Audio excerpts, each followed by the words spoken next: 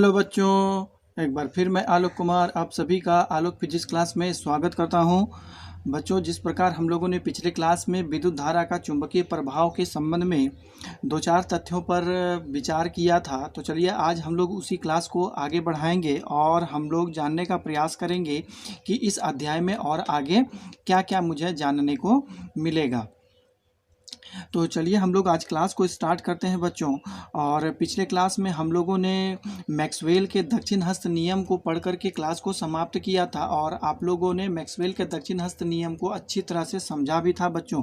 तो चलिए आज उसी को हम लोग रिवीजन करते हैं, है कि नहीं, कि मैक्सवेल का दक्षिण हस्त नियम क्या होता है, उसके बाद हम लोग आगे बढ़ेंगे। जिस प्रकार हमने आपको बताया था कि मैक्सवेल के दक्षिण हस्त नियम के अनुसार कि यदि किसी चालक धारावाही चालक तार को आप इस प्रकार अपने दाएं हाथ से पकड़ें, है कि नहीं, ताकि वो अंगूठा जो है आपका, है ना, इस प्रकार उसको पकड़ना था बच्चों, इस प्रकार, है कि नहीं। अंगूठा जो है धारा की दिशा को बतलाता है और ये जो समस्त अंगुली की जो आप घूर्णन दिशा देख रहे हैं वो चुंबकीय क्षेत्र की दिशा को बतलाता था, है कि नहीं। हम मान लेते हैं कि ये हमारा कलम है जिसका नीब जो है वो किधर है, धारा की दिशा को इंडिकेट कर रहा है। तो देख पा रहे होंगे कि अंगूठा मेरा धारा की दिशा को बतला रहा है। तो इस तार के चारों ओर जो चुंबकीय क्षेत्र उत्पन्न होगा, है कि नहीं, वो किस दिशा में होगा, घड़ी की सुई के विपरीत दिशा में हो रही है। तो ये मैक्सवेल का दक्षिण हस्त नियम बताता था। तो मैंने आपको और भी कहा था कि मैक्सवेल के दक्षिण हस्त नियम को आप स्क्रू नियम से भी समझ सकते हैं। तो आप स्क्रू नियम के लिए मैंने आपको बताया था कि स्क्रू को आप इस प्रकार घुमाएं ताकि स्क्रू जो है आग उसके बढ़ने की दिशा धारा की दिशा को प्रदर्शित करता हो, तो स्क्रू के घूर्णन की दिशा जो होगी वो चुंबकीय क्षेत्र की दिशा को दर्शाएगा बच्चों।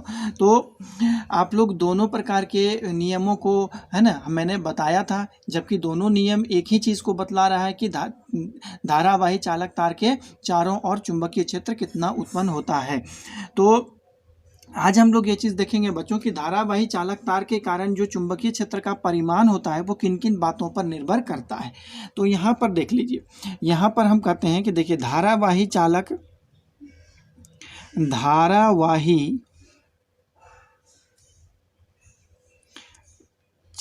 तार के कारण, धारावाही चालक तार के कारण उत्पन्न चुंबकीय क्षेत्र का परिमाण, है ना, उत्पन्न चुंबकीय क्षेत्र, मैंने ये चुंबकीय क्षेत्र को शॉर्ट में लिख दिया बच्चों, उत्पन्न चुंबकीय क्षेत्र का परिमाण, है कि नहीं, किन किन बातों पर निर्भर करता है वो चीज़ हम लोग जानेंगे।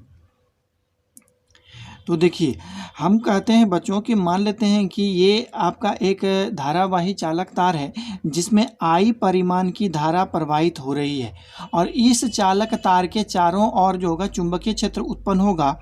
तो हम ये कल्पना करते हैं कि यहाँ पर एक ऐसा बिंदु जहाँ चालक के कारण उत्पन्न चुंबकीय क्षेत्र का परिमाण कितना है, B है, और इस चालक तार की जो लंबाई है बच्चों वो L है कि नहीं, इस चालक तार की लंबाई L है और चालक तार के किसी बिंदु से, है कि नहीं, और इस बिंदु की दूरी कितनी है, R है। ये चीज़ हम मान लेते हैं R। देखिए ये तीन बात यहाँ पर हो गई। एक तो धारावाही चालक तार से I धारा प्रवाहित हो रही है। एक बिंदु की मैंने कल्पना किया कि जिस बिंदु पर इस तार के कारण उत्पन्न चुंबकीय क्षेत्र का परिमाण B है और इस बिंदु का तार से दूरी R है।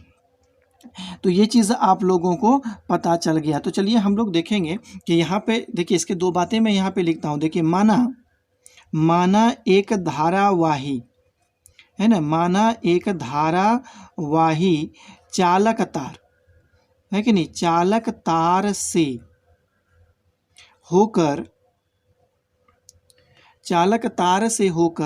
I धारा प्रवाहित हो रही है, I धारा प्रवाहित हो रही है। तार से R दूरी पर,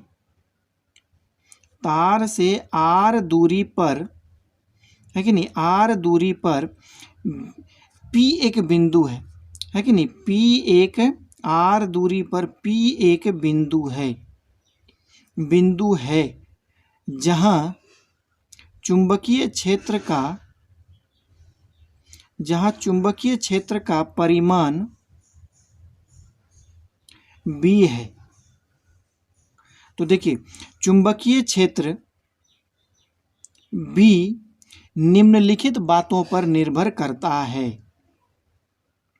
चुंबकीय क्षेत्र बी निम्नलिखित बातों पर निर्भर करता है।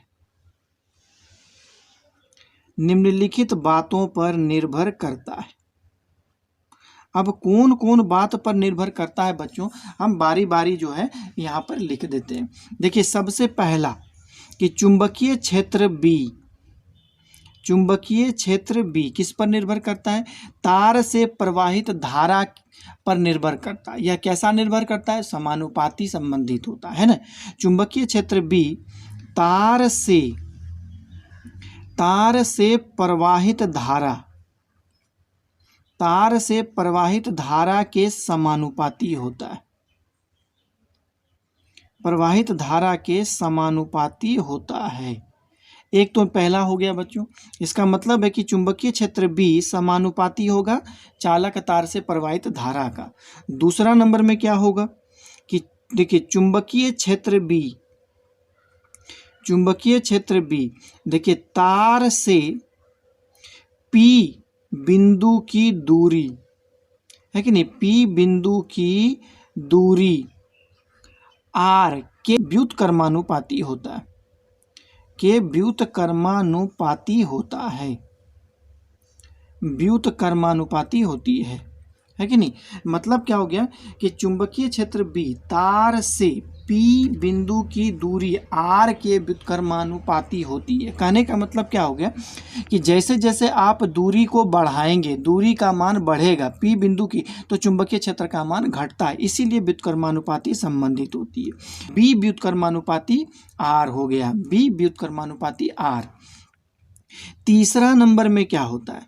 देखिए चुंबकीय क्षेत्र बी है कि नहीं, चुंबकीय क्षेत्र बी देखिए तार जिस माध्यम में रखा गया है उस माध्यम पर भी निर्भर करता है।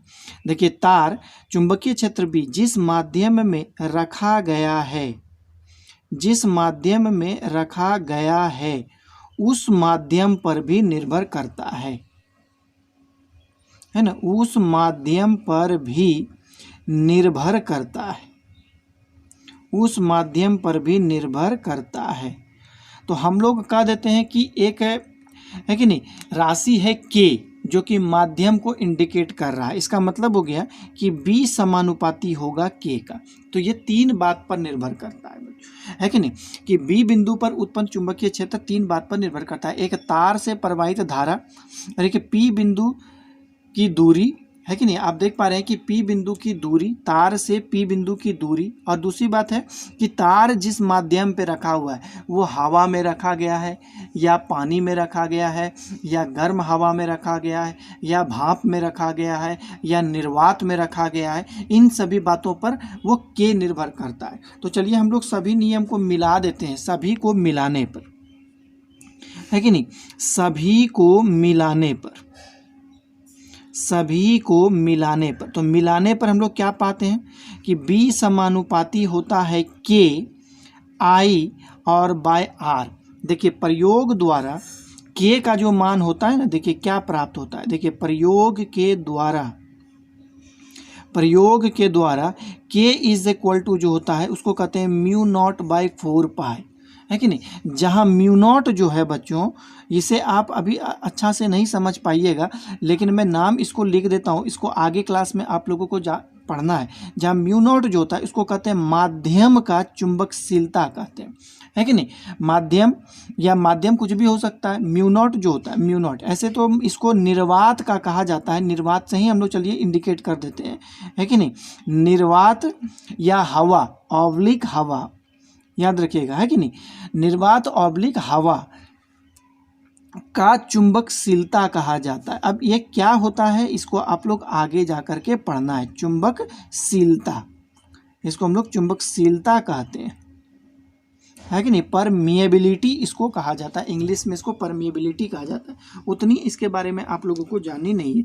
ये इतना ही जान लीजिए कि कोई भी माध्यम अपने ऊपर कितनी चुंबकीय गुण को धारण कर सकता है है कि नहीं। हर माध्यम का, हर दुनिया में जितने भी पदार्थ होते हैं सभी पदार्थ चुंबकीय होते हैं, है कि नहीं। दुनिया में कोई ऐसे पदार्थ नहीं होते हैं जो चुंबकीय नहीं होते हैं। तो हर पदार्थ में का अपने ऊपर चुंबकीय गुण को धारण करने की क्षमता अलग अलग होती है। जिस प्रकार आप समझ सकते हैं इस प्रकार कि मान लेते हैं कि कक्षा में यदि क्लास चल रहा है तो हर बच्चों का टीचर के द्वारा बात जो बोला जा रहा है, पढ़ाया जा रहा है, उसको समझने की क्षमता अलग अलग होती है। इसी प्रकार दुनिया में भी हर प्रकार के पदार्थ का अपने ऊपर चुंबकीय गुण को धारण करने की क्षमता अलग अलग होती है। तो उसी क्षमता को आपका म्यू नॉट इंडिकेट करता है कि नहीं। तो इसके बारे में आपको जानना नहीं है बच्चों, आगे क्लास में इसके बारे में पढ़ना है। फिलहाल हम लोग इसको देखते हैं। तो k का मान यहाँ पर हम लोग रख देंगे बच्चों। तो क्या मिलेगा हमको, b इज इक्वल टू हमको मिलेगा म्यू नॉट बाई 4 पाई, ये हो जाएगा आपका i बाय आर। क्या मिलेगा हमको, i बाय आर मिलता है कि नहीं, i बाय आर। तो यही मेरा व्यंजक है कि नहीं, यही मेरा व्यंजक है कि किसी भी। लेकिन और भी एक तरह की बातें, मान लेते हैं कि एक वृत्ताकार तार है। तो देखिए यहाँ पे तो तार आप देखिए सीधा था, लेकिन बच्चों यहाँ पर वृत्ताकार तार के कारण भी चुंबकीय क्षेत्र हो सकता है। मान लेते हैं कि देखिए, है कि नहीं, हम वृत्ताकार तार इस प्रकार बना देते हैं बच्चों। यहाँ पर आप देख पा रहे होंगे कि ये एक वृत्त के आकार का तार है या क्वैल है, आप जो भी समझिए, है कि नहीं। ये क्वैल है कि नहीं, कुंडली है इस प्रकार, और ये यहाँ इस प्रकार, इसमें धारा जो है आई प्रवाहित हो रहा है। तो इस कुंडली के कारण किसी बिंदु पर यदि चुंबकीय क्षेत्र का परिमाण यदि हमको निकालना है कि नहीं, तो हम कैसे निकालेंगे। तो मान लेते हैं कि ये जो कुंडली है मेरा, है कि नहीं, इस कुंडली की त्रिज्या कितनी है, आर है कि नहीं। इस प्रकार त्रिज्या हम लोग लेंगे, इस कुंडली की त्रिज्या आर है, और हमको किसी, है ना, बिंदु पर हमको चुंबकीय क्षेत्र का परिमाण हमको गणना करना है। देखिए वृत्ताकार कुंडली, यहाँ पर आप समझिएगा कि वृत्ताकार कुंडली मतलब कि वृत्त के आकार में हम तार को लपेट दिए। वृत्ताकार कुंडली के कारण, है ना, वृत्ताकार कुंडली के कारण किसी बिंदु पर चुंबकीय क्षेत्र का मान क्या होता है। किसी बिंदु पर, वृत्ताकार कुंडली के कारण किसी बिंदु पर चुंबकीय क्षेत्र का परिमाण क्या होगा। चुंबकीय क्षेत्र का परिमाण वो कितने बातों पर निर्भर करता है। तो सबसे पहला बात जो होता है बच्चों कि चुंबकीय क्षेत्र का परिमाण जो होती है वो धारा पर तो निर्भर करेगा ही। दूसरा नंबर में होता है कि चुंबकीय क्षेत्र का परिमाण जो होता है वो कुंडली की त्रिज्या आर पर निर्भर करती है, समानुपाती नहीं होती है, व्युत्क्रमानुपाती होती है कि नहीं। तो व्युत्क्रमानुपाती होती है, तो इन्वर्स दे देते हैं यहाँ पर बच्चों। तो ये व्युत्क्रमानुपाती हो गया, आर का इन्वर्स हो गया। तीसरा नंबर में क्या होता है कि वो माध्यम पर निर्भर करता है, डायरेक्टली प्रोपोर्शनल होता है किसका, कांस्टेंट आर का। तो यहाँ पर आप देख पा रहे हैं कि चुंबकीय क्षेत्र का परिमाण धारा के समानुपाती होता है, चुंबकीय क्षेत्र का परिमाण त्रिज्या के व्युत्क्रमानुपाती होता है। तो आप लोग इसको ऐसे भी लिख सकते हैं, -1 दे दिए, इसका मतलब क्या हो गया कि वो 1/r हो गया, व्युत्क्रमानुपाती होती है कि चुंबकीय क्षेत्र का परिमाण माध्यम के, है कि नहीं, समानुपाती होती है कि वो कुंडली किस माध्यम पे रखा गया। यदि आप तीनों को मिलाएंगे बच्चों, तीनों को मिलाने पर हमको क्या प्राप्त होता है, सभी को मिलाने पर। तो यहाँ लिखेंगे सभी को मिलाने पर, है कि नहीं। हम सभी को यदि मिलाते हैं तो B समानुपाती हो जाता है K I और बाय R। यदि हम समानुपाती को तोड़ेंगे तो एक नियतांक हमको देना पड़ता है। नियतांक का मान आप जानते हैं म्यू नॉट बाय होता है 4 पाई। तो यहाँ पर क्या हो जाता है I बाय R। तो ये मेरा कुछ संबंध प्राप्त होता है, चुंबकीय क्षेत्र का परिमाण निकलता है। देखिए और एक इसमें मान होती है बच्चों की, इसमें कुंडली में कितने फेरों की संख्या दी गई है, तार में कितने फेरे दिए गए हैं वो भी निर्भर करता है। मतलब जितना भी यदि इसमें फेरा दिया गया है, आप जान पा रहे हैं कि कुंडली को बनाने के लिए तार को हमको बारंबार इसमें लपेटना पड़ता है, तो इसमें कितना फेरा दिया गया। तो मान लेते हैं यहाँ पर, देखिए कि माना कुंडली में n फेरा दिया गया है। देखिए कुंडली में n फेरा दिया गया है, n फेरा दिया गया है। तो अब हमको बताइए कि एक जब हम कुंडली लेते हैं, जब तार का एक कुंडली लेते हैं इस प्रकार, तो इसमें बी चुंबकीय क्षेत्र उत्पन्न होता है। तो एन फेरा में कितना चुंबकीय क्षेत्र उत्पन्न होगा? इसका मतलब है कि जितना आप फेरा लेंगे चुंबकीय क्षेत्र उतनी गुनी हो जाती है। तो इसका मतलब है कि अब देखिए एन फेरा में चुंबकीय क्षेत्र तो कितना हो जाएगा, तो यहाँ पे लिखते हैं B dash is equal to कितना हो जाएगा, एन बी होगा। अब यहाँ पर बी का वैल्यू रख देंगे तो B dash is equal to N हो गया बच्चों, इंटू हो गया म्यू नॉट आई बाय यहाँ होगा 4 पाई और यहाँ पर हो गया आर। तो कुछ चुंबकीय क्षेत्र का मान इतना प्राप्त मुझे होता है। तो वृत्ताकार कुंडली के कारण आप लोग चुंबकीय क्षेत्र का भी मान ज्ञात कर लेते हैं। तो चलिए हम लोग आगे बढ़ते हैं बच्चों, और हम लोग कुछ दूसरा चीज़ हम लोग जानने का प्रयास करते हैं। तो ये बात आप लोगों को अच्छी तरह से समझ में आ गया होगा कि किसी चालक तार के कारण जो होता है किसी बिंदु पर चुंबकीय क्षेत्र का परिमाण क्या होता है, और किसी वृत्ताकार कुंडली के कारण किसी चुंबकीय क्षेत्र है कि नहीं का परिमाण किसी बिंदु पर कितना होता है, ये चीज़ आप लोगों को पता चल गया। तो चलिए हम लोग आगे जाएंगे है कि नहीं, और हम लोग जानने का प्रयास करेंगे कि प्रणालिका किसे कहते हैं, है कि नहीं। प्रणालिका किसे कहते हैं, जिसको हम लोग सेलिनॉइड्स भी कहा जाता है बच्चों। तो प्रणालिका क्या होता है, तो प्रणालिका से को जानने से पहले हम लोगों को जानना पड़ेगा कि विद्युत चुंबक क्या होता है कि नहीं। हम लोग सबसे इंपॉर्टेंट टॉपिक्स के बारे में चर्चा करते हैं कि विद्युत चुंबक किसको कहते हैं। इसको हम लोग इलेक्ट्रोमैग्नेट भी कहा जाता है। इसको हम लोग क्या कहते हैं, इलेक्ट्रोमैग्नेट।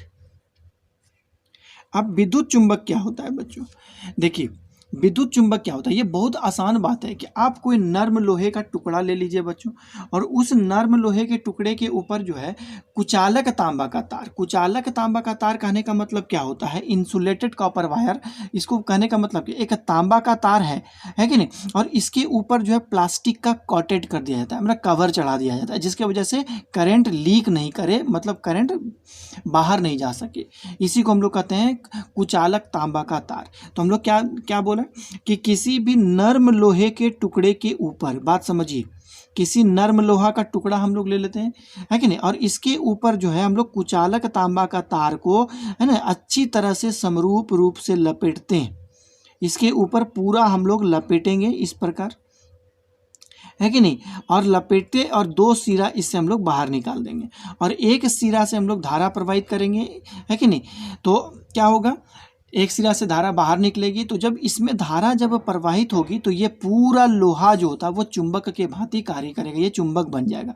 इसी को हम लोग क्या कहते हैं, इलेक्ट्रोमैग्नेट। तो इसका हम लोग परिभाषा क्या लिखते हैं, देखिए किसी नर्म लोहे के ऊपर, किसी नर्म लोहे के टुकड़े के ऊपर, किसी नर्म लोहे के टुकड़े के ऊपर कुचालक, है कि नहीं, इंसुलेटेड जिसको हम लोग कहते हैं, नर्म लोहे के टुकड़े के ऊपर कुचालक, है कि नहीं, तांबा का तार, कुचालक तांबा का तार, देखिए समरूप रूप से, है कि नहीं, यूनिफॉर्मली जिसको कहते हैं, समरूप रूप से लपेट कर, समरूप रूप से लपेट कर, है कि नहीं, लपेट कर विद्युत धारा प्रवाहित करने पर, विद्युत धारा प्रवाहित करने पर, विद्युत धारा प्रवाहित करने पर है कि नहीं, देखिए नर्म लोहा, है ना, नर्म लोहा का टुकड़ा, नर्म लोहा का टुकड़ा चुंबक की भांति कार्य करता है, चुंबक की भांति मतलब की तरह कार्य करता है, जिसे विद्युत चुंबक कहते हैं, है कि नहीं, जिसे विद्युत चुंबक कहते हैं, जिसे विद्युत चुंबक कहते हैं बच्चों। तो ये चीज़ आप लोग अपने घर में भी प्रयोग कर सकते हैं। कोई लोहा का टुकड़ा होगा, है कि नहीं, तो उसको आप लोग उसमें लगभग 100, 200 या 300 तांबा का तार का कोई फेरा दे दीजिए, है कि नहीं, जो कि इंसुलेटेड होना चाहिए, और उसको बैटरी से जोड़ दीजिए, है कि नहीं। देखिएगा कि वो क्या होगा, है ना, वो चुंबक की तरह काम करने लगेगा। तो यही आपका विद्युत चुंबक है बच्चों। लेकिन इसमें जब करंट प्रवाहित करना बंद कर दिया जाता है ना, तो क्या होता है, चुंबकत्व इसकी खो जाती है। तो यहाँ पर क्या होती है कि जब धारा प्रवाहित करना बंद कर दिया जाता है, जब धारा प्रवाहित करना बंद कर दिया जाता है। जब धारा प्रवाहित करना बंद कर दिया जाता है तो इसकी चुंबकत्व है कि नहीं, तो इसकी चुंबकत्व नष्ट हो जाती है। पुनः चुंबकत्व उत्पन्न करने के लिए धारा प्रवाहित करना आवश्यक होता है। पुनः चुंबकत्व उत्पन्न करने के लिए धारा प्रवाहित करना आवश्यक होता है। धारा प्रवाहित करना आवश्यक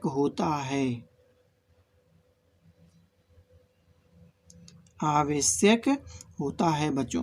तो यही है विद्युत चुंबक, है कि नहीं। इस चुंबक का उपयोग जो है आजकल के ज़माना में बहुत किया जाता है बच्चों, है कि नहीं।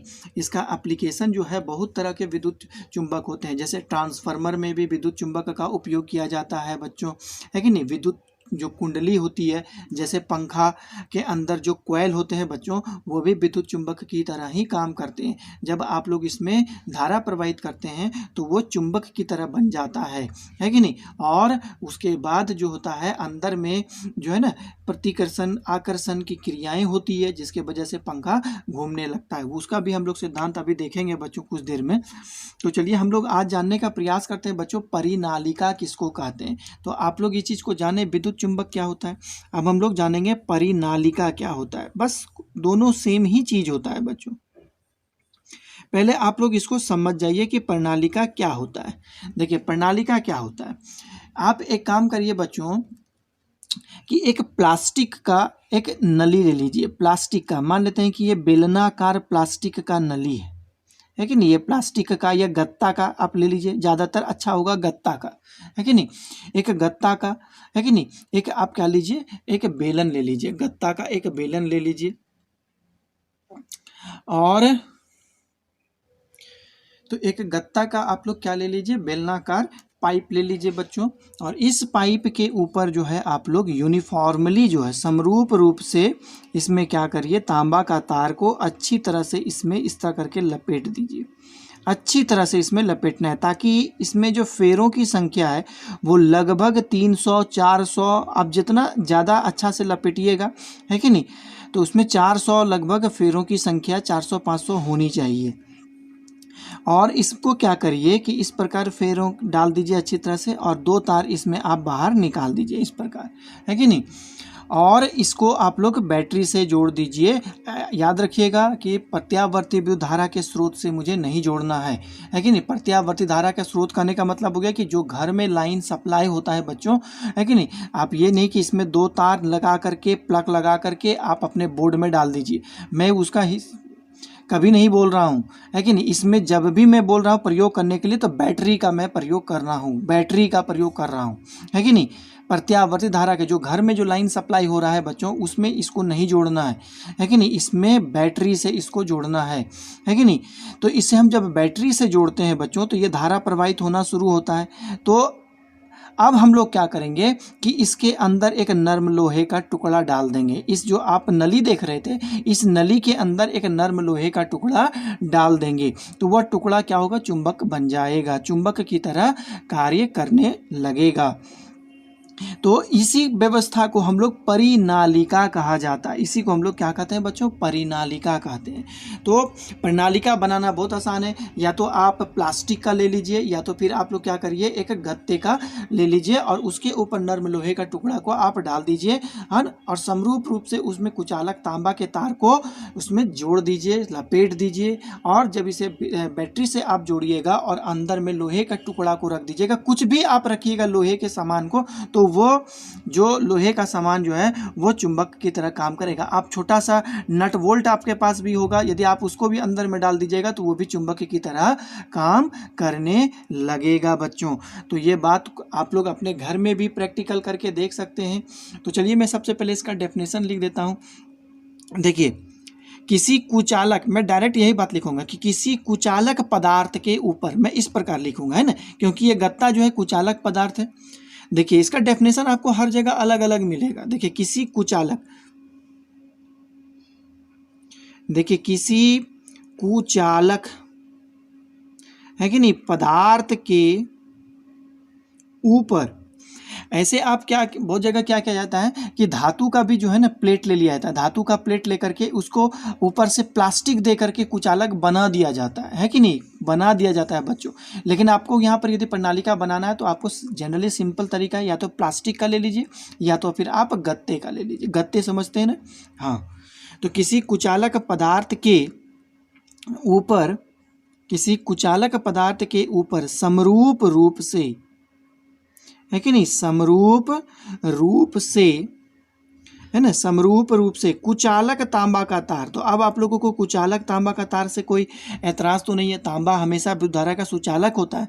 कुचालक आने का मतलब होगा कि तांबा के तार के ऊपर प्लास्टिक कवर कर चढ़ा दिया जाता है कि नहीं, तो उसी को हम लोग कुचालक तांबा का तार कहते हैं। किसी कुचालक पदार्थ के ऊपर समरूप रूप से कुचालक तांबा का तार, कुचालक तांबा के तार को लपेट कर, कुचालक तांबा के तार को अच्छी तरह से लपेट कर परिनालिका तैयार किया जाता है, परिनालिका तैयार किया जाता है, परिनालिका तैयार किया जाता है। तो ये तो इसका डेफिनेशन हो गया बच्चों। अब क्या होता है प्रणालिका में, देखिए प्रणालिका में होता है क्या, स्टार नंबर 1, देखिए जब प्रणालिका के अंदर, देखिए जब परिनालिका के अंदर, है ना, अंदर लोहे का टुकड़ा, है ना, लोहे का टुकड़ा रखा जाता है, लोहे का टुकड़ा रखा जाता है तो यह चुंबक की तरह व्यवहार करता है, तो यह चुंबक की तरह व्यवहार करता है, तो यह चुंबक की तरह व्यवहार करता है बच्चों, है कि नहीं। तो हम लोग क्या कहते हैं बच्चों, देख लीजिए इस प्रकार कि एक प्रणालिका है आपका, है कि नहीं। मान लेते हैं कि ये बेलनाकार प्रणालिका है मेरा, इस प्रकार आप देख पा रहे हैं, ये एक बेलन के आकार का प्रणालिका है और इसके ऊपर हम लोगों ने क्या किया, कुचालक तांबा का तार को इस प्रकार मैंने लपेट दिया, अच्छी तरह से लपेट दिया, है कि नहीं, अच्छी तरह से कुचालक तांबा के तार को मैंने इससे लपेट दिया इस प्रकार, और 2 सिरा इसे बाहर निकाल, और अंदर में मैंने क्या किया कि एक लोहे का टुकड़ा इसके अंदर मैंने डाल दिया। आप देख पा रहे होंगे डॉटेड लाइन से जो दिखाया गया है वो अंदर में लोहे का टुकड़ा, जब इसमें मैंने करंट जब फ्लो करवाया, प्रवाहित कराया तो ये चुंबक की तरह कार्य किया, है कि नहीं। ये क्या हो गया, तो इसमें कौन सा ध्रुव N बनेगा और कौन सा ध्रुव S बनेगा, इसकी जानकारी के लिए, है ना, आप लोगों को मैं एक चीज़ बताता हूँ। देखिए आप कोई प्रणालिका लेते हैं बच्चों, बात समझिएगा, जीएस में तो आपने फेरा दिया है, गोल गोल फेरा दिया है बच्चों, इस प्रकार फेरा दिया है नहीं, तो आप जब इसमें धारा प्रवाहित कर रहे हैं, इस प्रकार जब धारा प्रवाहित कर रहे हैं, इस प्रकार धारा प्रवाहित कर रहे हैं, तो ये धारा आप देख पा रहे हैं कि किस डायरेक्शन में घूम रहा है। कहने का मतलब हो गया कि इस डायरेक्शन, यहाँ पर मान लेते हैं कि यही मेरा हाथ में एक प्रणालिका है बच्चों, तो जब मैं इसमें तार लपेटना शुरू करूँगा, इस प्रकार जब लपेटना शुरू करूँगा तो यहाँ पर धारा देख पा रहे हैं इधर से इधर जा रहा है। आप बता पाएंगे कि ये कौन सी दिशा में घूम रहा है कि नहीं। आप ऊपर देखिए ये कौन सी दिशा में घूम रहा है, ये कौन सी दिशा में घूम रहा है, क्योंकि जब मैं तार लपटा तो इस सिरा में धारा इस दिशा में घूम रहा है, नहीं, यहाँ पर तार यहाँ पर भी होगा बच्चों, क्योंकि जब मैं लपेटूंगा तो तार यहाँ पे दूंगा, और जब करंट जब फ्लो करेगा तो तार में तो धारा इस दिशा में प्रवाहित होगा, है कि नहीं। तो ये कौन सी दिशा है, आप देख पा रहे हैं कि घड़ी की सुई की दिशा में घूम रहा है। तो यहाँ पर 2 नियम आप लोगों को याद रखना है। तो एक लूप बनाते हैं, देखिए एक लूप है इस प्रकार और यहाँ पर भी एक लूप है, 2 तरह के लूप हो गए। तो मान लिया जाए कि इस लूप में धारा जो होता है घड़ी की सुई की दिशा में घूम रहा है, तो ये घड़ी की सुई, अब आप लोगों को रोटेशन में कोई दिक्कत नहीं होना चाहिए बच्चों, क्योंकि रोटेशन को मैंने अच्छी तरह से बताया है। और एक लूप मैंने लिया जिसमें घड़ी की सुई की विपरीत दिशा में धारा घूम रही है। तो जब इस लूप जो है, इस लूप में यदि घड़ी की सुई की दिशा में धारा घूमेगी तो ये कौन सा ध्रुव की तरह व्यवहार करेगा, और इसमें घड़ी की सुई की विपरीत दिशा में धारा घूमेगी तो ये कौन सा ध्रुव की तरह, चुंबक के कौन सा ध्रुव, एस या एन ध्रुव की तरह व्यवहार करेगा। तो आप लोग इसकी जानकारी आसानी से ज्ञात कर सकते हैं, है कि नहीं बच्चों। इसको क्या करना है बच्चों, ये देख लीजिए कि यहाँ पर एस लिखिए। एस लिखने का ही मतलब क्या हो गया कि एस ही हमको बतलाता है कि नहीं। ये एस मैंने लिखा तो एस ही बतला रहा है कि मैं घड़ी की सुई की दिशा में घूम रहा हूँ।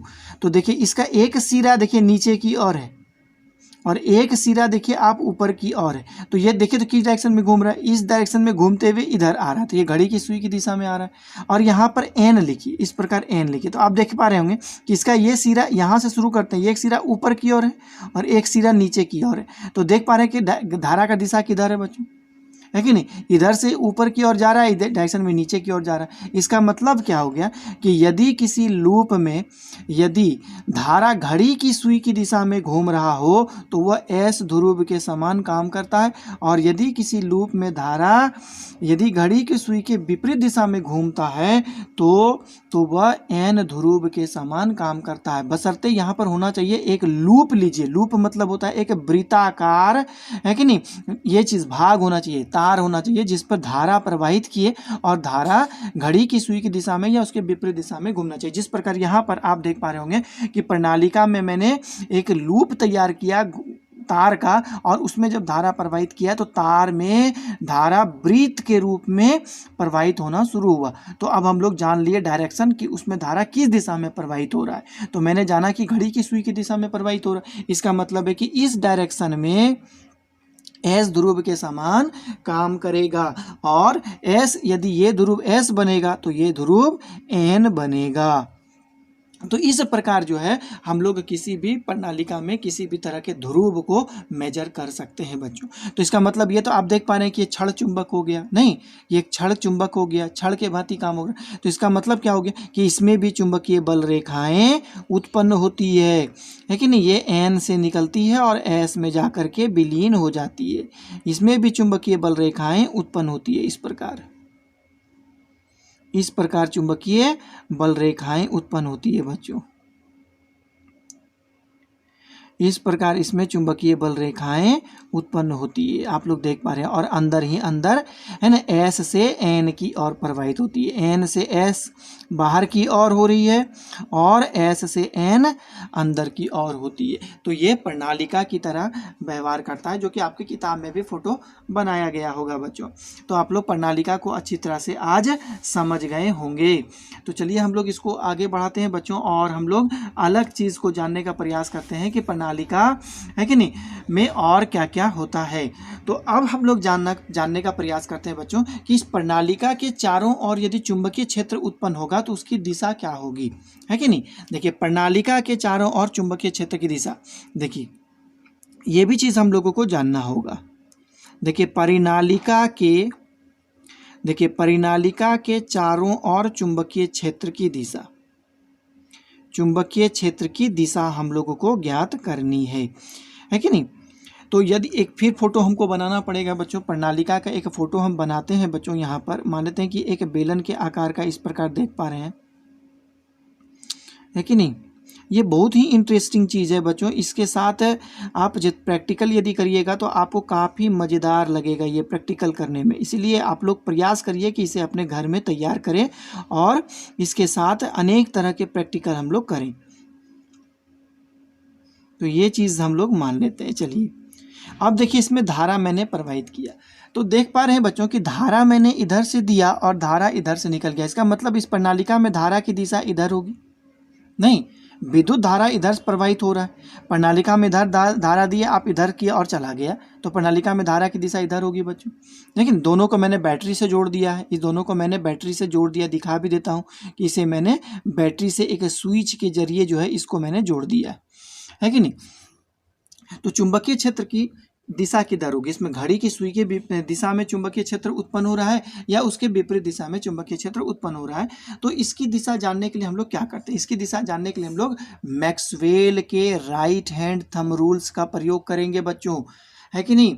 मान लेते हैं कि अभी मेरे पास पेन है जो कि प्रणालिका में प्रवाहित धारा की दिशा को बतला रहा है। देख पा रहे हैं प्रणालिका में धारा की दिशा इधर है, तो पेन में भी धारा की दिशा इधर प्रवाहित हो रही है। तो मैं इसको कैसे पकड़ूंगा बच्चों, इस प्रकार पकड़ूंगा, नहीं इस प्रकार पकड़ूंगा, जो कि प्रणालिका में प्रवाहित धारा की दिशा को अंगूठा इंडिकेट कर रहा है। तो चुंबकीय क्षेत्र की दिशा किधर होगी, बता सकते हैं कि जो ये अंगुली है मेरा वो किस दिशा में रोटेट कर रहा है। देख पा रहे हैं किस दिशा में रोटेट, एंटी क्लॉकवाइज डायरेक्शन, घड़ी की सुई की विपरीत दिशा में। इसका मतलब है कि यदि इस प्रणालिका में इस डायरेक्शन में धारा प्रवाहित होगा तो इसमें चुंबकीय क्षेत्र की दिशा घड़ी की सुई के विपरीत दिशा में, चुंबकीय क्षेत्र घड़ी की सुई की विपरीत दिशा में उत्पन्न होगा। तो इसमें चुंबकीय क्षेत्र आप आसानी से ज्ञात, क्योंकि मैक्सवेल का नियम आपको अच्छी तरह से मालूम है, आप चुंबकीय क्षेत्र कहीं भी निकाल सकते हैं। तो इसमें चुंबकीय क्षेत्र क्या होगा, घड़ी की सुई की विपरीत दिशा में, घड़ी के सुई, है कि नहीं, घड़ी के सुई के विपरीत दिशा में होगा, है कि नहीं। क्या होगा, तो चुंबकीय क्षेत्र होगा, चुंबकीय क्षेत्र घड़ी के सुई के विपरीत दिशा में होगा बच्चों।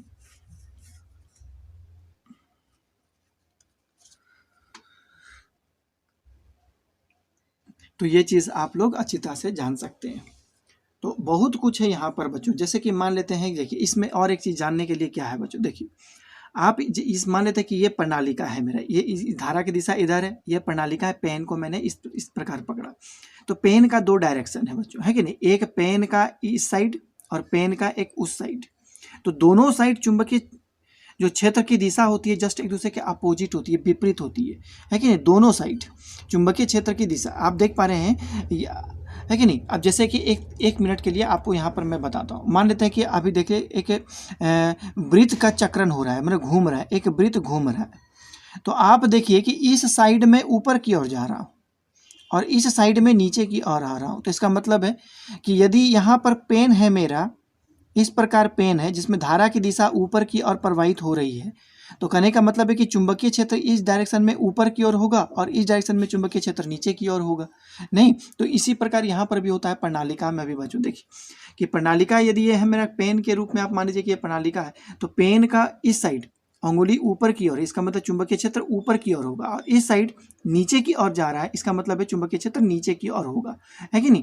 तो इस साइड ऊपर की ओर होगा और इस साइड नीचे की ओर होगा, तब ये कंप्लीट लूप बनता है, वृत्त बनता है। तो कहने का मतलब है कि इसको यदि पकड़ूंगा तो यहाँ पर मेरा डॉट आ जाएगा बच्चों, डॉट, ये डॉट होता है। डॉट का मतलब क्या होता है, और ये साइड मेरा क्रॉस आएगा। तो डॉट और क्रॉस का मतलब क्या होता है, चलिए हम लोग अब जानते हैं डॉट और क्रॉस का मतलब क्या होता है।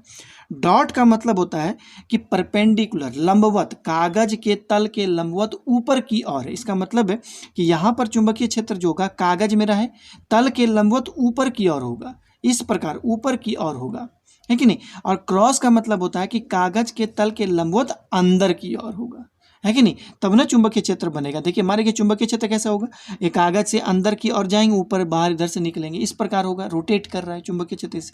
तो डॉट का मतलब समझिएगा, है कि नहीं। जैसे ये एक मान लीजिए कि एक कलम का ढक्कन है, तो कलम को घुमा रहा हूँ, देखो इधर से अंदर की ओर जा रहा हूँ और इधर से ऊपर की ओर आएगा। देख पा रहे होंगे बढ़िया से कि इधर से मैं ऊपर की ओर जा रहा हूँ, चुंबकीय क्षेत्र इस प्रकार है, और इधर से अंदर की ओर जा रहा हूँ, इससे ऊपर की ओर आ रहा हूँ, इसको अंदर की ओर। तो इसका मतलब है कि इस साइड चुंबकीय क्षेत्र ऊपर की ओर है और इस साइड चुंबकीय क्षेत्र नीचे की ओर। जो ऊपर की ओर होता है उसको डॉट से, और जो नीचे की ओर होता है उसको क्रॉस से इंडिकेट किया जाता है कि नहीं। तो डॉट का मतलब क्या हो गया कि कागज के तल के लंबवत, कागज के तल के लंबवत, है कि नहीं, कागज के तल के लंबवत ऊपर की ओर, कागज के तल के लंबवत ऊपर की ओर। और क्रॉस का मतलब क्या होता है कि कागज के तल के लंबवत अंदर की ओर। तो ये सिंबल आगे भी मैं प्रयोग करूंगा, तो उसके में आप लोगों को समझना होगा बच्चों, है कि नहीं। तो कागज के तल, कागज का तल तो यही नहीं बच्चों, ये कागज के तल के लंबवत अंदर की ओर, कागज के तल के लंबवत अंदर की ओर, अंदर की ओर होगा, कागज के तल के लंबवत अंदर की ओर होगा। तो ये चीज आप लोगों को पता चला बच्चों। तो अब देखेंगे कि किसी प्रणालिका में उत्पन्न चुंबकीय क्षेत्र का जो परिमाण होता है वो किन किन बातों पर निर्भर करता है। तो चलिए ये भी हम लोग चीज जान लेते हैं बच्चों, लेकिन कि किसी प्रणालिका में उत्पन्न चुंबकीय क्षेत्र का परिमाण किन किन बातों पर निर्भर करता है है कि नहीं। देखिए प्रणालिका में उत्पन्न चुंबकीय क्षेत्र, देखिए प्रणालिका में है ना उत्पन्न चुंबकीय क्षेत्र, प्रणालिका में उत्पन्न चुंबकीय क्षेत्र निम्नलिखित बातों पर निर्भर करता है, निम्नलिखित बातों पर निर्भर करता है। तो कौन कौन से बातों पर निर्भर करेगा? तो सबसे पहला बात जो होता है, बात समझिए, पहला नंबर में वो किस पर निर्भर करता है?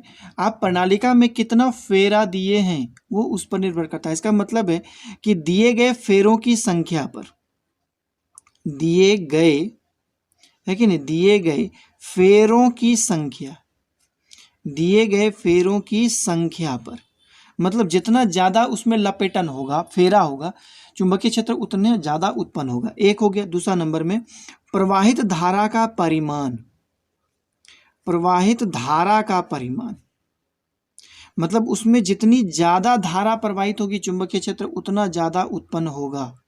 ये हो गया। और तीसरा नंबर में होता है कि जो आप लोग लोहा का प्रयोग जो कर रहे हैं, अंदर में जो आयरन डाल रहे हैं, है कि नहीं, वो उसकी प्रकृति पर, मतलब पदार्थ के जो डाला गया जो पदार्थ है प्रणालिका के अंदर, जो आप लोगों ने जो पदार्थ डाला है उसकी प्रकृति पर निर्भर करता है कि नहीं। तो प्रणालिका के अंदर डाला गया,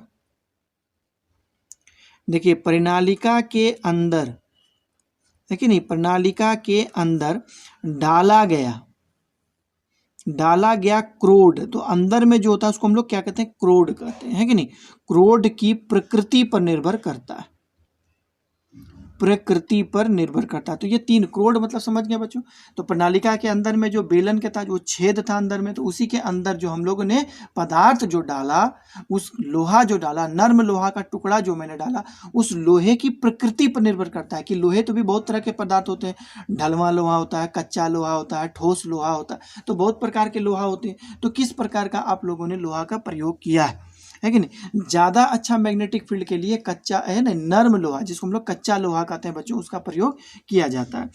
तो यही बातें आप लोग प्रणालिका के संदर्भ में समझें। तो चलिए अब हम लोग आगे चीज़ जानेंगे बच्चों कि यदि किसी धारावाही चालक तार को यदि आप चुंबकीय क्षेत्र में रखते हैं तो धारावाही चालक तार एक बल का अनुभव करता है। नहीं समझ में आया?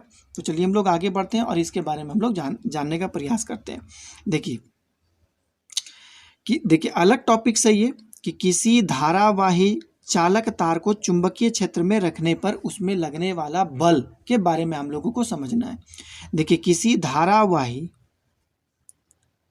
है कि नहीं, किसी धारावाही चालक तार, है कि नहीं, चालक तार को चुंबकीय क्षेत्र में, है कि नहीं, चुंबकीय क्षेत्र में रखने पर, चुंबकीय क्षेत्र में रखने पर उसमें लगने वाला बल, उसमें लगने वाला बल का हम लोगों को जानना है। ये बात आप लोग समझ पाए होंगे कि नहीं बच्चों? बात समझिएगा, अच्छी तरह से समझिएगा कि जब कोई, मान लेते हैं कि मेरे पास चुंबक है, देखिए दो चुंबक है, एक चुंबक यहाँ है, एक चुंबक का एन ध्रुव मैंने लिया और एक चुंबक का एस ध्रुव ले लिया इस प्रकार। और इस चुंबकीय क्षेत्र आप जानते हैं कि एन से एस की ओर होता है, तो इसका डायरेक्शन मैंने दे दिया, ये चुंबकीय क्षेत्र था जिसकी दिशा किधर होगी? एन से एस की ओर। और जस्ट ठीक इसके लंबवत मैंने यहाँ पर एक तार रख दिया और इस तार का संपर्क मैंने बैटरी से कर दिया, है कि नहीं। इसको मैंने क्या किया? बैटरी से जोड़ दिया। अब बैटरी से जैसे जोड़े तार में धारा प्रवाहित होना शुरू होगा। तो आपको क्या लगता है, जैसे ही धारा प्रवाहित होना शुरू होगा तार अपनी वास्तविक स्थिति से हिल जाएगी, तार अपनी वास्तविक स्थिति से हिल जाएगी, विक्षेपित हो जाएगी। तो ये विक्षेपित क्यों होता है इसके बारे में तो आप लोग अच्छी तरह से जानते होंगे बच्चों कि विक्षेपित ये तार क्यों होता है। क्योंकि आप जानते हैं कि तार के चारों ओर चुंबकीय क्षेत्र उत्पन्न होता है। इसका मतलब है कि तार एक चुंबक की भांति काम करता है और यहाँ पर भी एक चुंबक रखा, दोनों के बीच में प्रतिकर्षण या आकर्षण बल कार्य करता होगा जिसके वजह से ये विक्षेपित हो जाता है। आप लोग इसको अच्छी तरह से जानते होंगे। तो चलिए हम लोग इसको और अच्छी से समझने का प्रयास करते हैं। है कि नहीं। तो हमने क्या बोला कि जब किसी धारावाही चालक तार को यदि चुंबकीय क्षेत्र में रखेंगे तो वो चुंबकीय, है कि नहीं, वो धारावाही चालक तार एक बल का अनुभव करता है। तो कितना बल का अनुभव करता है ना, और वो बल किन किन बातों पर निर्भर करता है कि नहीं, तो ये चीज़ हम लोग अभी जानने का प्रयास करते हैं। तो मैंने क्या कहा कि देखिए, जब धारावाही चालक तार को, है कि नहीं, जब धारावाही चालक तार को, है ना, चालक तार को चुंबकीय क्षेत्र में रखा जाता है कि नहीं, चुंबकीय क्षेत्र में रखा जाता है, तो चालक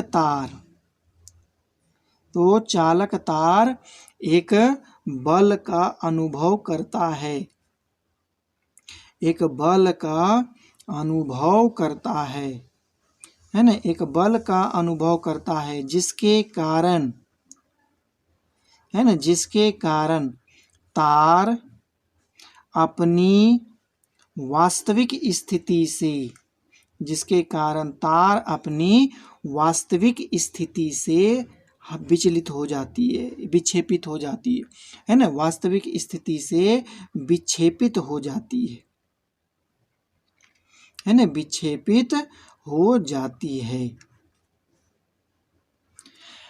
कि नहीं। ये बात आप लोगों को समझ में आ गया होगा बच्चों, है ना। आप अपने घर में भी कर सकते हैं। दो चुंबक ले लीजिए, दो चुंबक का दो ध्रुव आप बना लीजिए और उसके बीच में एक चालक तार को डाल दीजिए। मान लेते हैं कि मेरे पास गोल जैसा दो चुंबक है बच्चों, एक चुंबक ये है और एक चुंबक ये है। दोनों को देख लेंगे कि पे दोनों आकर्षण हो रहा है कि नहीं। प्रतिकर्षण करने की स्थिति में नहीं, आकर्षण करने की स्थिति में हम दो चुंबकों को एक दूसरे से अलग कर देंगे और इसके बीच में एक हम क्या करेंगे, चालक तार रख देंगे और इस दोनों को संपर्क में हम बैटरी से दोनों को जोड़ देंगे। तो आप देखिएगा कि जैसे ही इसमें बैटरी जोड़ा जाता है, तार हिल जाएगा अपने स्थान से, है कि नहीं। तो इसको आप लोग अपने घर में भी प्रैक्टिकल कर सकते हैं और देख सकते हैं।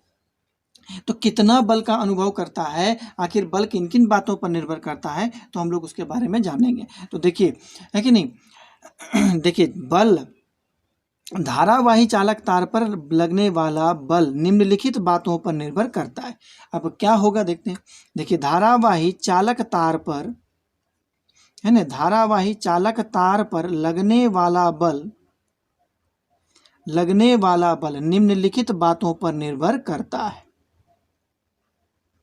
निम्नलिखित बातों पर, है ना, निम्नलिखित बातों पर निर्भर करता है बच्चों, निर्भर करता है। तो सबसे पहला बात क्या होगा, सबसे पहला बात क्या होगा, देखिए, पहला बात कि तार में प्रवाहित धारा पर निर्भर करता है। मतलब बल समानुपाती होगा विद्युत धारा का, बल समानुपाती होगा विद्युत धारा का। मतलब आप जितना ज़्यादा धारा प्रवाहित करिएगा उस तार में उतना ज़्यादा बल लगेगा। कहने का मतलब क्या हो गया कि F समानुपाती I का होगा।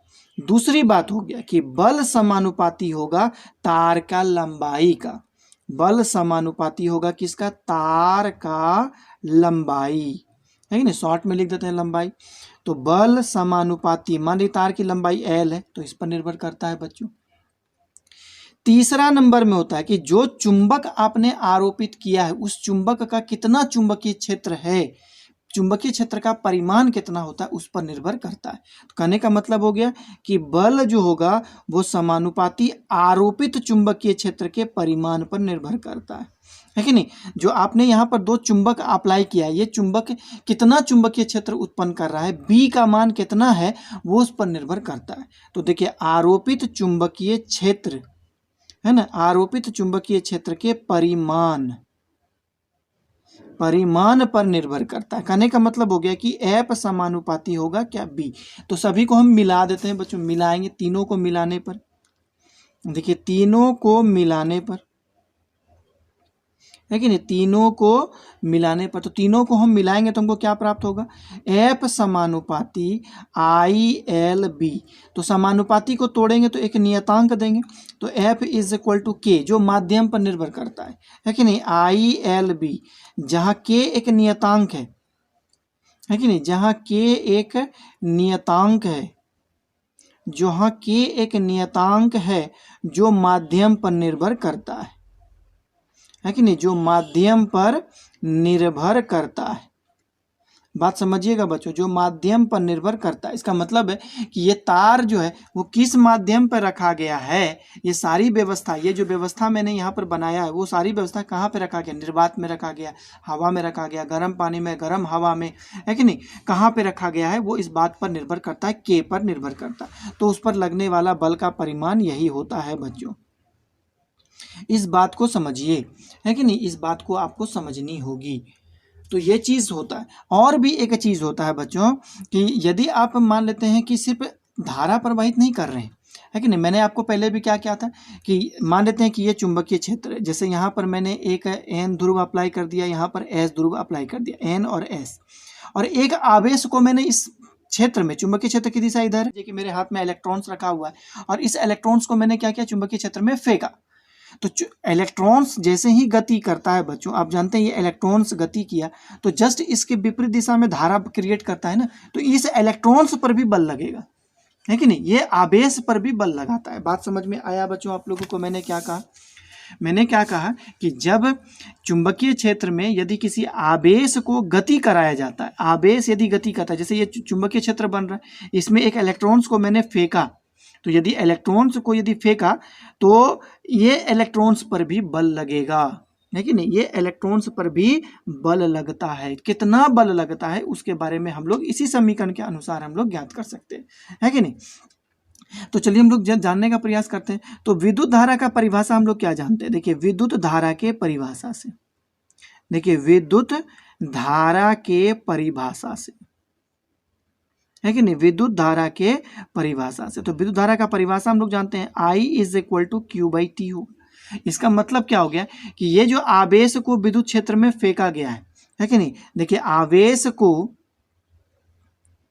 है कि नहीं, आवेश को विद्युत क्षेत्र, है ना, आवेश को, कौन सा आवेश, तो यहाँ Q आवेश कर देते हैं। देखिए Q आवेश को, सॉरी विद्युत नहीं, चुंबकीय क्षेत्र में, चुंबकीय क्षेत्र में फेंकने पर, भी वेग से फेंकने पर, है कि नहीं, भी वेग से फेंकने पर, फेंकने पर, है कि नहीं, फेंकने पर टी समय में, टी समय में वह आई धारा उत्पन्न करता है, टी समय में वह आई धारा उत्पन्न करता है,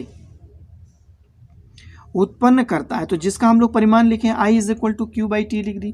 तो ऊपर के समीकरण में हम लोग क्या करेंगे, I के जगह में हम लोग Q/T को बैठा देंगे। तो F इज इक्वल टू यहाँ पर हो गया K, और I के जगह में क्या बैठा देंगे, Q/T, और यहाँ पर हो गया आपका, है कि नहीं, L, और इधर हो गया B। इसको हम लोग अरेंज करेंगे तो डेट सिंप्लाइज क्या लिख देंगे बच्चों, F is equal to K, इधर हो गया Q, L/T। तो L/T क्या हो गया, लंबाई और दूरी, समय, लंबाई बटा समय को हम लोग क्या कहते हैं, चाल कहते हैं, वेग कहते हैं। तो ये हो गया वेग इक्वल टू भी है बच्चों, हम लोग जो पहले माने, इसका मतलब हो गया Q, और ये हो गया भी, और ये क्या हो गया B। तो ये भी बल लगता है। तो ये किस संदर्भ में, आवेश के संदर्भ में, और ये किस संदर्भ में है, किसी चालक तार के संदर्भ में, है कि नहीं। यदि किसी चालक तार में I धारा प्रवाहित करती है, उसको B चुंबकीय क्षेत्र में रखा गया है, तो उसमें F बल लगेगा। और यहाँ पर क्या हो गया, यदि किसी Q आवेश को B वेग से, भी वेग से, है ना, चुंबकीय क्षेत्र B में फेंकने पर उसमें भी एक बल लगता है बच्चों।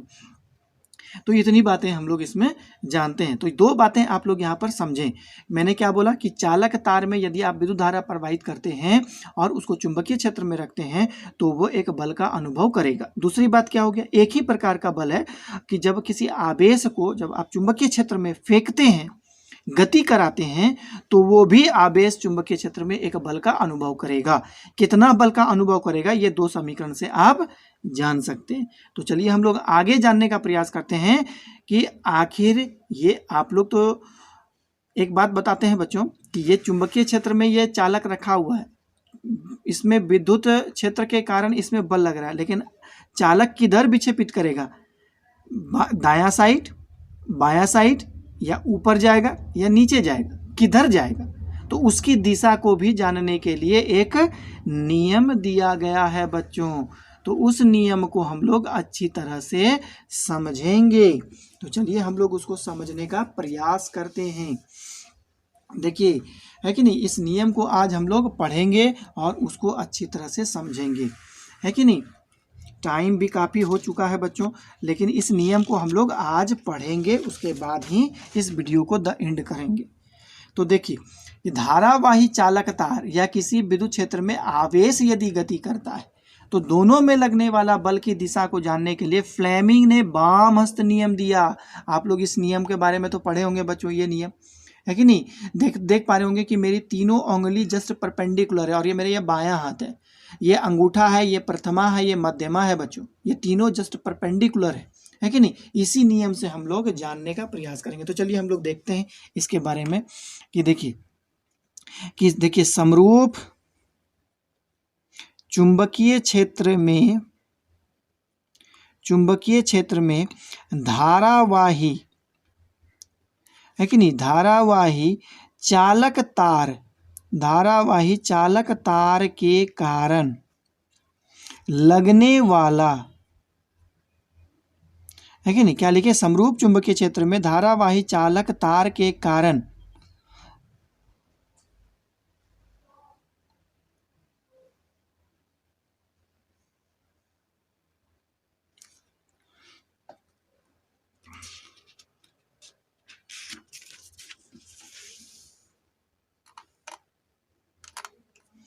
तो चलिए हम लोग जानने का प्रयास करते हैं बच्चों कि वो नियम क्या है। देखिए समरूप चुंबकीय क्षेत्र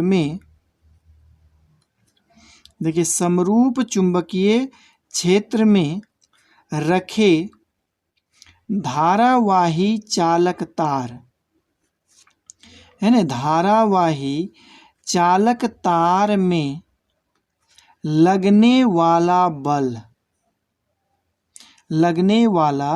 बल की दिशा है ना, हम लोग किसे जानते हैं, फ्लेमिंग के। देखिए यहाँ पर फ्लेमिंग के वाम हस्त नियम से जानते हैं, फ्लेमिंग के वाम हस्त नियम से जानते हैं, है कि नहीं। धारावाही चालक तार में लगने वाली बल की दिशा फ्लेमिंग के वाम हस्त नियम से ज्ञात करते हैं, ये भी लिख सकते हैं, ज्ञात करते हैं। लेकिन सबसे पहले हम लोग जानने का प्रयास करते हैं कि फ्लेमिंग का वाम हस्त नियम होता क्या है। तो हम लोग यहाँ पे क्या लिखेंगे, देखिए फ्लेमिंग का वाम हस्त नियम क्या है, फ्लेमिंग का वाम हस्त नियम क्या होता है। तो देखिए इसके बारे में हम इसको डिफाइन कर देते हैं बच्चों, है कि नहीं। देखिए अपने बाएं हाथ है कि नहीं, अपने बाएं हाथ के 3 अंगुली, अपने बाएं हाथ के 3 अंगुली कौन कौन सा, अंगूठा, प्रथमा तथा मध्यमा, है कि नहीं, तथा मध्यमा, जिसको हम लोग thumb, first finger and middle finger भी कहते हैं। मध्यमा को परस्पर है कि नहीं, म्यूचुअली जिसको कहते हैं, है कि नहीं, परस्पर देखिए लंबवत दिशा में, परस्पर लंबवत दिशा में इस प्रकार फैलाया जाता है, लंबवत दिशा में इस प्रकार फैलाया जाता है, लंबवत दिशा में इस प्रकार फैलाया जाता है कि अंगूठा बल की दिशा, प्रथमा चुंबकीय क्षेत्र की दिशा है ना, चुंबकीय क्षेत्र की दिशा, तथा मध्यमा धारा की दिशा, मध्यमा विद्युत धारा की दिशा को प्रदर्शित करता है, विद्युत धारा की दिशा को प्रदर्शित करता है, इसे फ्लेमिंग का वाम हस्त नियम कहते हैं, इसे फ्लेमिंग का वाम हस्त नियम कहते हैं, इसे फ्लेमिंग का वाम हस्त नियम कहते हैं बच्चों। इस बात को आप लोग याद रखिएगा, है कि नहीं। मैंने क्या कहा कि हम अपने बाएं हाथ के 3 अंगुली, अंगूठा, प्रथमा और मध्यमा को परस्पर लंबवत इस प्रकार फैलाते हैं कि अंगूठा, इस प्रकार भी आप देख पा रहे हैं, ये 3 अंगुली है ना, इस प्रकार, लेकिन ये अंगूठा है, ये प्रथमा है और ये मध्यमा है। तो अंगूठा बल की दिशा, प्रथमा चुंबकीय क्षेत्र की दिशा और मध्यमा विद्युत धारा की दिशा को प्रदर्शित करता है। तो इसे हम लोग फ्लेमिंग का वाम हस्त नियम कहते हैं, है कि नहीं। आप लोग समझ में आ गया होगा बच्चों। आप लोग इसको याद रखने के लिए कि कौन सा अंगुली कौन से नियम चीज़ को प्रदर्शित करता है, इसके लिए आप लोगों को SBI मतलब स्टेट बैंक ऑफ इंडिया याद रखना जरूरी है। आप याद रखिएगा SBI मतलब एस के जगह में आप लोग अपने आप में कन्वर्ट करिएगा एफ, है कि नहीं, FBI। तो FBI याद रखने के लिए अच्छा है कि SBI आप लोग याद रखिए। तो एफ मतलब फोर्स, बी मतलब चुंबकीय क्षेत्र और आई मतलब विद्युत धारा। FBI याद हो गया बच्चों आसानी से। FBI बल, चुंबकीय क्षेत्र और धारा की दिशा। तो इसी को हम लोग को कहते हैं, है ना, फ्लेमिंग का वाम हस्त नियम। बहुत ही आसान है। तो चलिए हम लोग इसका उपयोग कैसे करते हैं बच्चों, इसके बारे में हम लोग जानने का प्रयास करते हैं। तो अभी मैंने एक फोटो बनाया था इस प्रकार कि ये एन ध्रुव है और ये एस ध्रुव है, ये एन हो गया और ये एस हो गया। इसका चुंबकीय क्षेत्र की दिशा इस प्रकार है, मतलब बी की दिशा इधर होगा, है ना। और इसमें एक चालक तार रखे हैं जिसमें धारा ऊपर की ओर प्रवाहित हो रहा है। बता सकते हैं कि इसमें बल किधर होगा। तो हम लोग जिस जिस दिशा में जो जो चीज़ है उसके अंगुली को उसी दिशा में फैलाते हैं। जैसे चुंबकीय क्षेत्र इस दिशा में है कि चुंबकीय क्षेत्र की कौन सा अंगुली है बच्चों, ये वाला, तो उसको उस दिशा में फैला दिए। धारा वाला कौन सा अंगुली है बच्चों, ये वाला, तो उसको उसी दिशा में फैला देते हैं। तो आप उसको अरेंज कैसे करेंगे, देखिए चुंबकीय क्षेत्र ये है और धारा इस प्रकार आप देख पा रहे हैं, इस प्रकार फैलाएंगे, है कि नहीं। आप समझ पा रहे होंगे बच्चों, है कि नहीं। चुंबकीय क्षेत्र का ये अंगुली है चुंबकीय क्षेत्र की दिशा में। धारा का देखिए ये मध्यमा धारा को इंडिकेट करा, तो मध्यमा ये उधर की ओर धारा। तो ये अंगूठा क्या होगा बच्चों, नीचे की ओर होगा ना, अंगूठा जो है नीचे की ओर होगा। इसका मतलब है कि इस चालक तार में जो बल लग रहा है वो किधर होगा, नीचे की ओर होगा, मतलब इस कागज के तल के अंदर नीचे की ओर होगा। इसका मतलब है कि यदि इस तरह से आप यदि इस चालक तार को रखेंगे तो चालक तार अंदर की ओर चला जाएगा पेज के। अब हम देखिए दूसरा एग्जाम्पल क्या होगा, आप लोग इसको घर में प्रैक्टिकल जरूर करिएगा। अब यहाँ पर मैं क्रॉस लगा देता हूँ बच्चों इस प्रकार, है कि नहीं, ये क्रॉस है। क्रॉस का मतलब क्या हो गया बच्चों, आप लोग अभी तुरंत समझे कि इसमें चुंबकीय क्षेत्र की दिशा किधर है, कागज के तल के लंबवत अंदर की ओर है, कागज के तल के लंबवत अंदर की ओर है, इस प्रकार क्रॉस लगा दिया, है कि नहीं। तो अब बताइए कि इसमें एक चालक तार मैंने इस प्रकार रख दिया, लंबवत रख दिया, है कि नहीं। अब इसमें हमको बताइए कि इसमें बल किधर की ओर लगेगा। तो चलिए सबसे पहले चुंबकीय क्षेत्र क्या दिशा देखिए, ये हो गया एफ, अंगूठा हो गया एफ, ये हो गया बी और ये हो गया आई। तो आप देख पा रहे हैं कि चुंबकीय क्षेत्र अंदर की ओर है, चुंबकीय क्षेत्र अंदर चला गया, है कि नहीं। ये जो देख पा रहे हैं अंगुली मेरा, ये चुंबकीय क्षेत्र है जो कि कागज के तल के लंबवत अंदर के अंदर इंडिकेट कर रहा है कि नहीं। और ये अंगुली जो है मेरा वो क्या हो गया, धारा की दिशा को वेक कर रहा है। तो धारा की दिशा को देखिए इस प्रकार वेक, तो अंगूठा ऊपर की ओर होगा कि नहीं बच्चों, अंगूठा ऊपर की ओर होगा। इसका मतलब हो गया कि इसमें जो बल लगेगा वो जस्ट ऊपर की ओर लगेगा, है कि नहीं। आप देख पा रहे होंगे इस प्रकार, सॉरी ऊपर की ओर नहीं, आप अच्छा से फैलाइए बच्चों, ऊपर आपको इस साइड लगेगा, बायां साइड की ओर इसमें बल लग रहा है, इस दिशा में अच्छी तरह से फैला के देखिए, है कि नहीं। इसको अच्छी तरह से फैला करके देखना है बच्चों। देखिए हम अच्छी तरह से एक बार फैला करके दिखाते हैं इस प्रकार, है कि नहीं। देखिए ये जो अंगुली है आपका ये वाला इस प्रकार होगा, ये 3 उंगली आप अच्छी से देख पा रहे होंगे।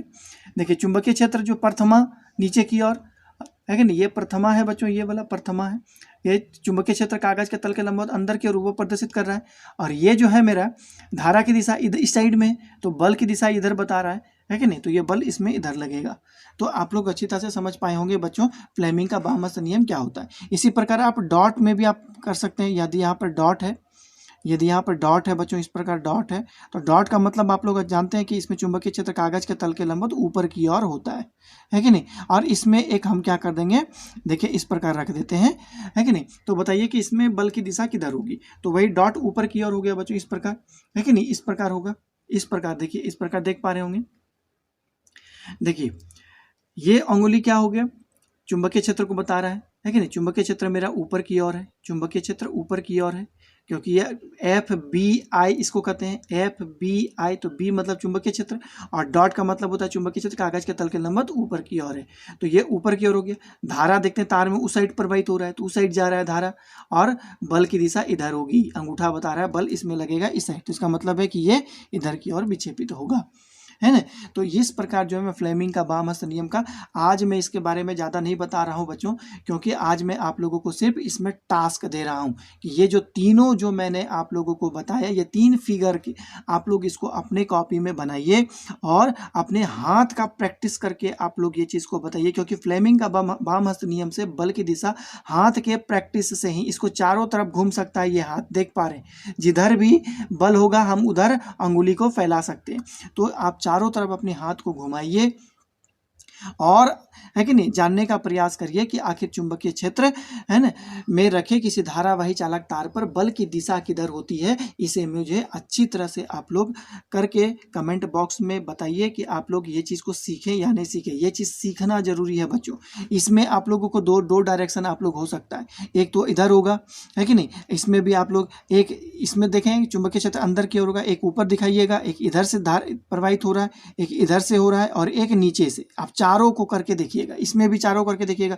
एक चालक तार है जिसमें धारा ऊपर प्रवाहित हो रहा है, एक नीचे प्रवाहित हो रहा है, एक इस डायरेक्शन में धारा प्रवाहित होगा, एक इस डायरेक्शन में धारा, तो उसमें भी चारों दिशा में आप लोग करके देखिएगा कि बल किधर किधर लग रहा है। और मुझे सब कुछ बताइएगा कमेंट बॉक्स में कि यह आप लोगों को समझ में आया या नहीं आया, क्योंकि नेक्स्ट जो वीडियो स्टार्ट होगा मेरा बच्चों वो फ्लेमिंग के बाम हस्त नियम से ही शुरू करेंगे, है ना। इसके बारे में मैं फिर से आप लोगों को प्रैक्टिकल करके दिखाऊंगा बच्चों, है कि नहीं। जिस प्रकार आज मैं हाथ को इधर उधर करके मैंने आप लोगों को इसके बारे में बताया, नेक्स्ट डे आप फ्लेमिंग के बाम हस्त नियम का ही प्रयोग करते हुए मैं इस लेसन को आगे बढ़ाऊंगा, इस क्लास को आगे बढ़ाऊंगा।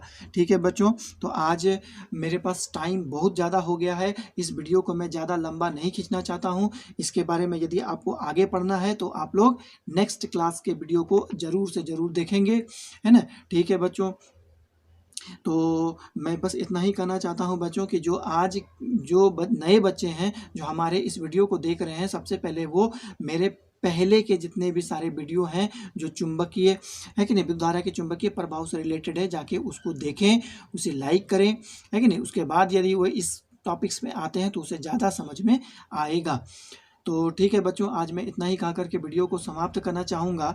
आप लोग हंसते रहें, खेलते रहें, मुस्कुराते रहें। इस प्रकार मेरे वीडियो को हमेशा देखें, लाइक करें, सब्सक्राइब करें और अपने दोस्तों के साथ शेयर करें। तो ठीक है बच्चों, आप लोगों ने आज जो मेरा वीडियो को देखा इसके लिए आप लोगों का बहुत बहुत धन्यवाद। लॉट्स ऑफ थैंक्स बच्चों। जय हिंद।